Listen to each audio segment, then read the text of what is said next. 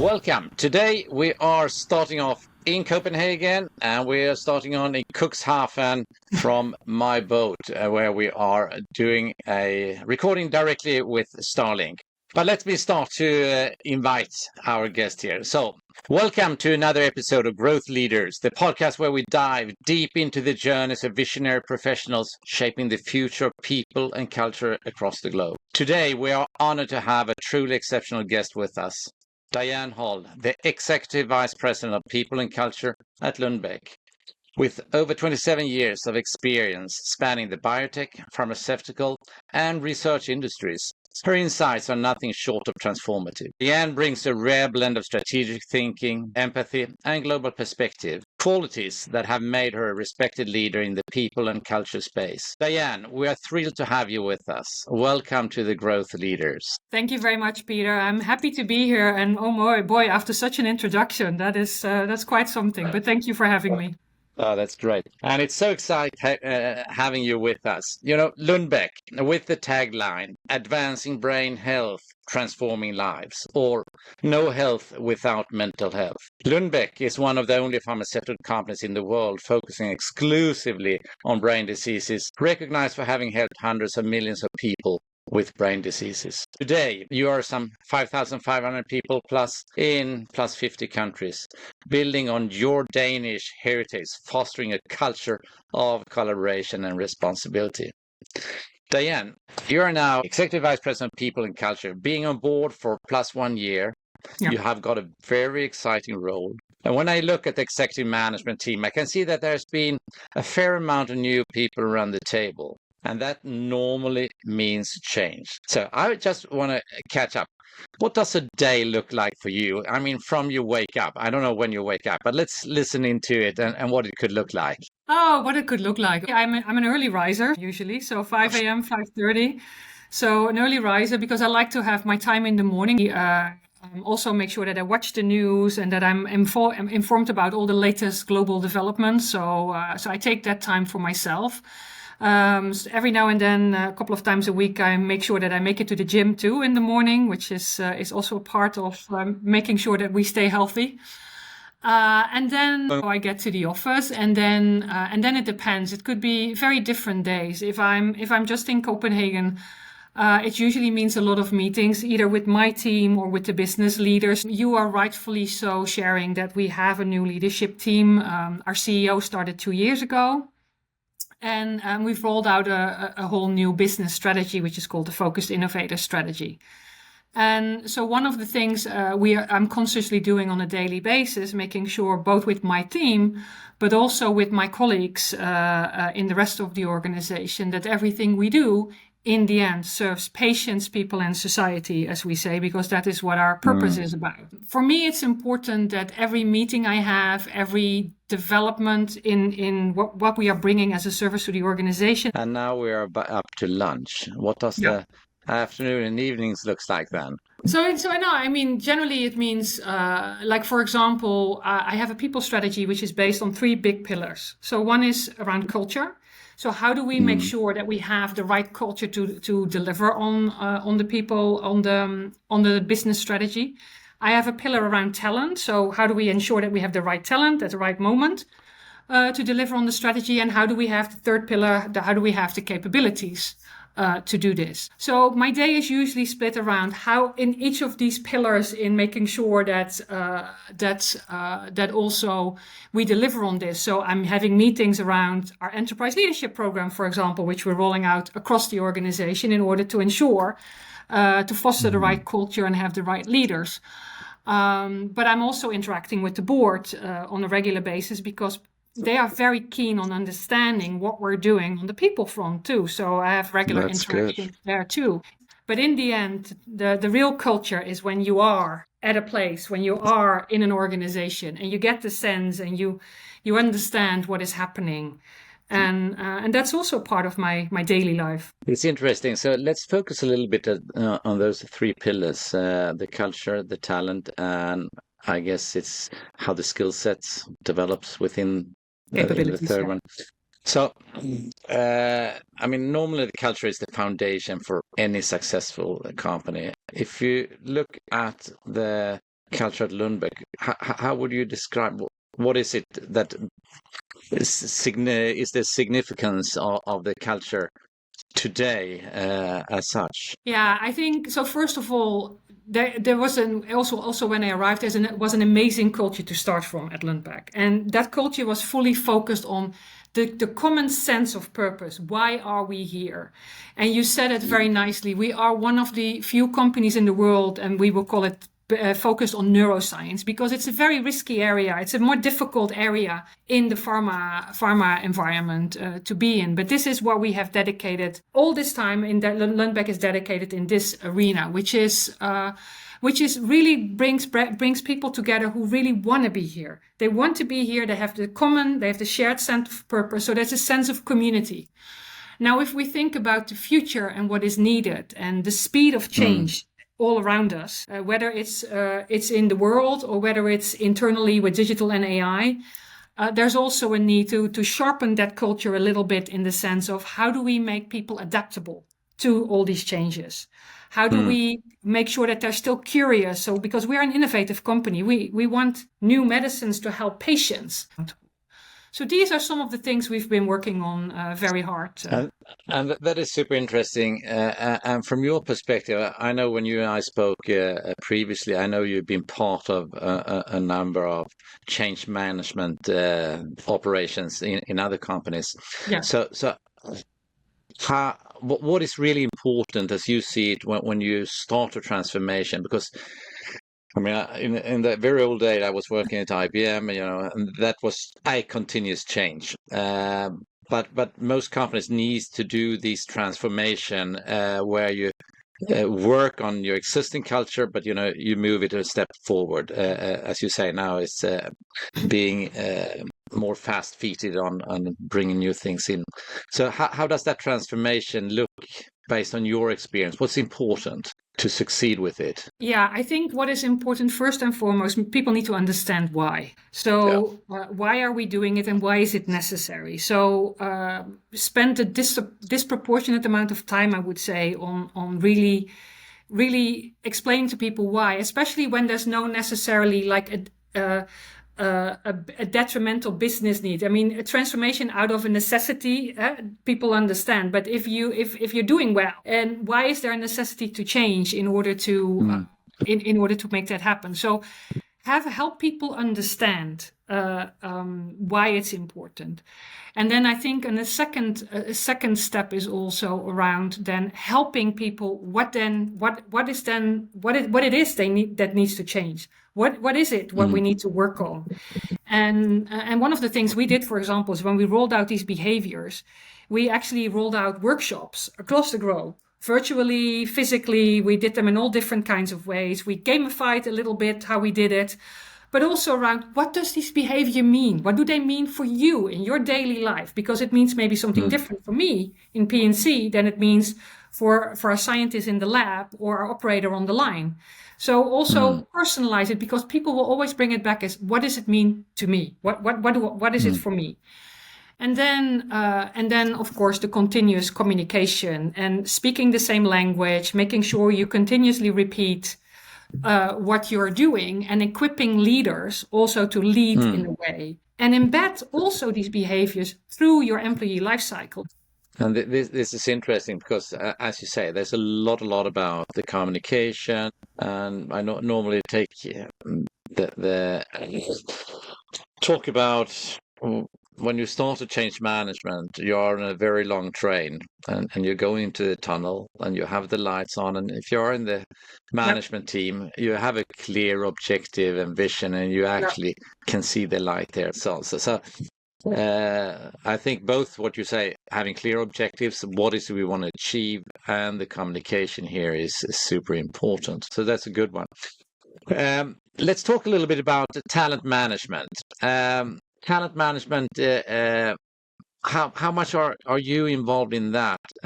Because I mean, there's two pieces in there. I guess it's new talent management, and it's the youngers to grow there, and then you have all the guys and girls who's been on the company who we just wanted to continue to expand. So how much do you put effort into that? Oh, but that's I mean, it's a whole pillar in itself, as I told you, from a people strategy perspective, because I think talent is a critical element for the future of any organization, including our organization. And I think we all know that. And on the one hand, this is talent around how do you attract the right talent from the market? So that is one pillar. And I have in my organization combined it all together. So talent acquisition, but also talent and development and talent management are all a part of the same organization in my organization, because I truly believe it is all connected.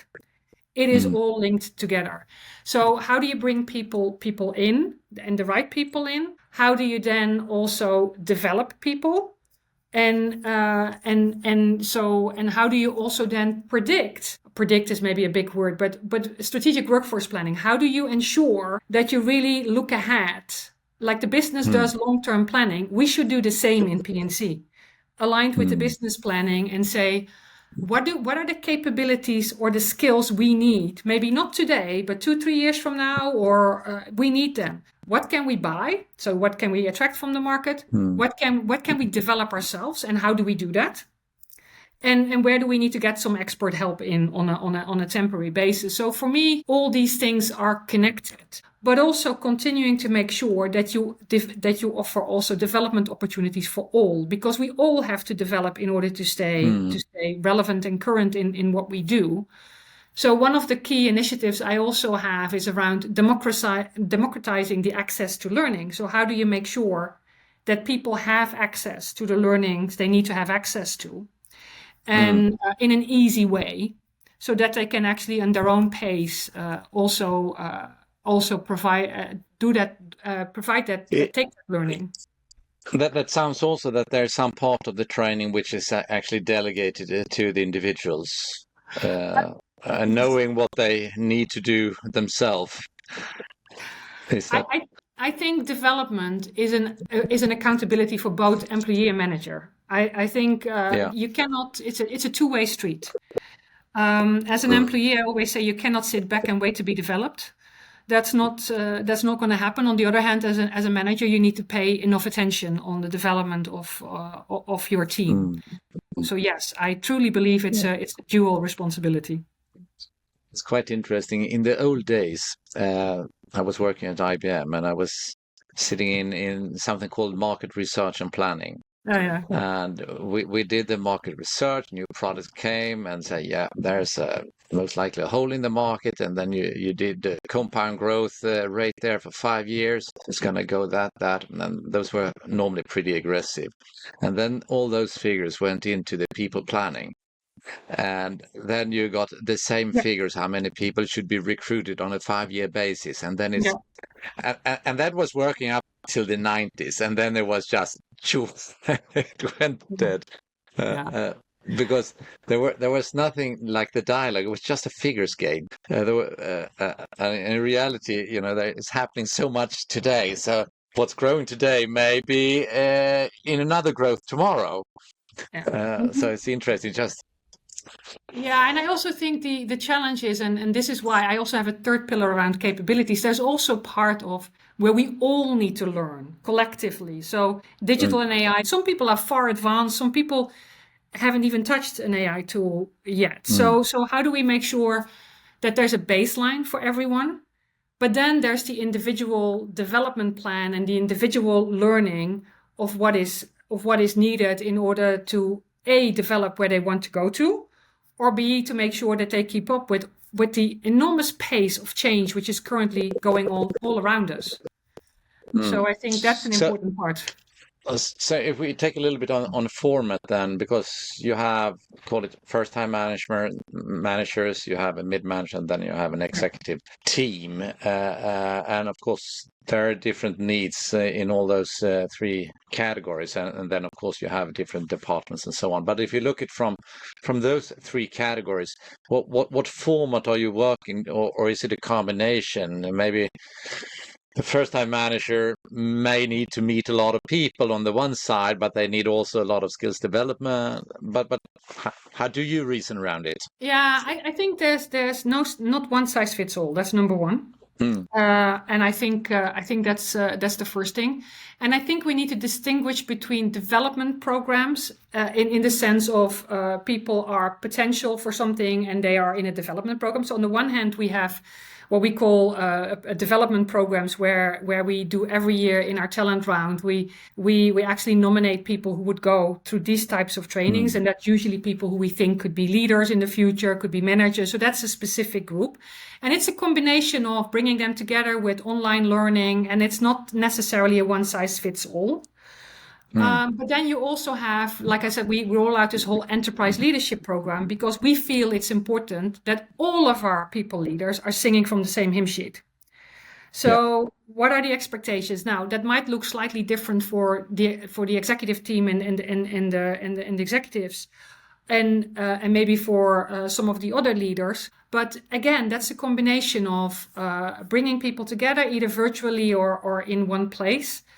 And then go on a journey. It's not a one-off environment, but it's also around micro experiments, around online learning, around coaching groups, in order to make sure that we all learn collectively, and also make that a part of, again, when we have development discussions or performance discussions, make that a part of your ongoing dialogue you have between employee and manager.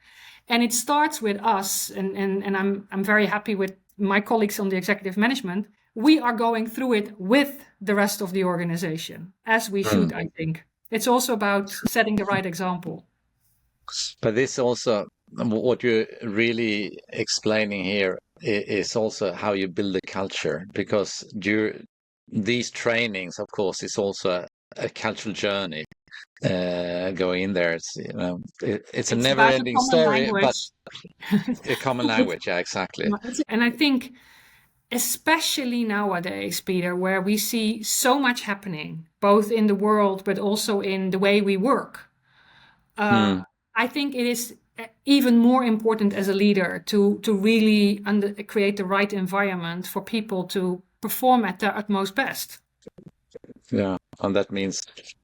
And that's also a reflection which we have seen during the last 2-3 years. There's a lot of emotional training amongst executive leaders going through and actually opening up more than, because there's normally a high integrity, but actually opening up what is in behind. Very interesting. So what do you see here in terms of, I was going to L&D, but I had another thought here first. You have nearly 1,800 some plus scientists, doing all development. How does it look in that area? Because I know we've been delivering training to other companies where they have a lot of scientists, and it's quite an exciting experience. How does that differ from, traditional leadership training and so on? Is it the same, but No, quite honestly, we deliver all the trainings we deliver are for all leaders. So, and we mix it up on purpose. So one of the things is when we combine small groups together, one of the biggest benefits everybody always tells us is also that they get to meet somebody else from a different part of our organization. And they learn from each other. Because I don't believe that scientists are necessarily in that sense. They're very eager to learn. That's the nature of their job. So there's an eagerness to learn. Absolutely, yeah. But I think when it comes down to leadership, I generally find that most people are extremely valuing extremely the fact that they get these offerings and that they have the opportunity to really look into their own leadership style, work with their colleagues from different parts of the organization. So in that sense, I can honestly say we actually mix it up on purpose. We don't keep it separate. We mix it up, and I think that's when you get the most out of everything. When you use everybody's differences, everybody's diversity in order to get to the best result. And in that sense, I truly believe that we shouldn't treat any of these groups any differently. That's a good answer. Do you use mentors also? People, leaders, mentor for newcomers, and maybe mix across organizations too, or departments? Yeah, I think we are looking into that. Actually, funnily enough, I have a reverse mentor. So I personally have somebody who is not in the organization that long yet, and is probably somewhere is in the R&D organization, somewhere in the R&D organization, is not that long out of university. And for me that is an amazing experience, and actually because I actually learn how they experience all the initiatives we're rolling out, and how they are seeing that and what their view is, but also their different generation. So it's also around how do certain things come across, and when I think I go too fast, they tell me you're not going fast enough. And so it's for me it's an extremely valuable experience. And we have the traditional mentoring also, but I have actually convinced most of my EM colleagues to also have a reverse mentor. So we all have people from different parts of the organization reverse mentoring us, or the majority of us. And I'm getting an awful lot out of that. I'm getting a lot out of that in the sense of how are our messages landing, how are things coming across, how are the different generations working together within the workplace, how does that go? So I'm getting insights which I normally would not get. So I've been... And it's actually the first time I hear someone, implementing reverse mentoring. But I see that since I'm having a fair amount of interviews, and I many times have young, it's mostly women, I guess they are in the 30s and, move pretty fast up. But you can see the difference from when I grew up, or we grew up, how fast they are spot on the questions, and having those dialogues is so enriching. I fully agree with you on that. And what is the nice part about this is they initiated it themselves. So and the CEO said, I'm actually highly interested in this, and it's been one of the most enriching experiences I've had this past year that I've joined Lundbeck. We do all the regular mentoring too, and coaching, and we have some programs on that. But for me, this is the one where I've really felt making a real difference to me. Oh, that's great to hear, and it's good for him or her to listen into that too. Yeah. Absolutely. So I have one our last question to you. So, is there any emerging trends in your role, people, culture, or learning, which you actually are watching into? What's happening now? There's a few. There's a few actually, and one is what is for me very important is the employee experience, the employee life cycle, and what is the employee experience. I mean, in the past, I think it was still too much like how can we organize ourselves in the best possible way. I think that's one thing. I think in the learning and development space, but broader also in P&C, how are we going to use digital and AI in many ways? So for me, if you think about L&D, it's really the personalization of the experience. So how do we make because you can use the tool really in personalizing the experience from a learning perspective, but also the feedback, the relevant feedback immediately, the loop which you create on that, which should actually foster the continuous learning journey. So those are the trends, and of course that's an important one for me. And then, we continue, of course, on the path of diversity, inclusion, equity, inclusion, diversity, and equity. I always need to get them in the right order. And how do you foster that environment and create the right work culture for everyone to be able to be themselves? And that's an important part. So now when you look back, you're in the middle right now, but look back, it's coming up new youngsters. And what advice would you like to give to leaders in journey, leaders to come, based on your journey, your experiences? One or two? The first one is listen. Listen. and really listen to hear what people are saying. I think we need to always ensure that we understand how things are landing elsewhere in the organization. So I think listening, and that doesn't mean you always have to agree or have to do what you've been asked, but it is important to understand where the other person is coming from. The second part for me is around even more than in my past 27 years in people and culture. The way we can use empathy, judgment, and emotional intelligence are going to be the differentiator going forward. I mean, we will have all the tools in the world who can do things God knows how much faster than we can. But it will never take away the judgment, the ethical decision-making, the emotional intelligence, and the creativity. And I think those are the human talents, which will become even more important going forward than maybe they have been in the past 27 years. And as an example, when you need to have some information, don't only send a WhatsApp, lift the phone and give a call and talk with people. Yeah, but that's because that's also generational generation. It's so easy. But why don't you just lift them? You have the answer in 30 seconds. but I think the empathy is super important.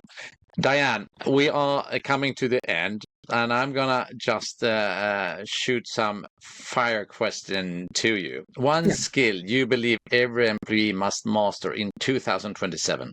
Everybody needs to know how to use AI tools. There's no going around it. Okay, so then if you weren't in human resources, where would you be then? If I wasn't in human resources, where would I be then? Probably in more of a general management role. I like to be involved in many things, so it's probably going to be. I'm a generalist at heart, so probably there. Your favorite way to unwind after a long day? Just read a murder mystery. Okay, that's good. You know what? I love talking to you, Dianne, and I would like to thank you so much for being part of the Growth Leaders podcast today. It was an absolute pleasure, Peter, and thank you for having me, and good luck on your trip. Thank you.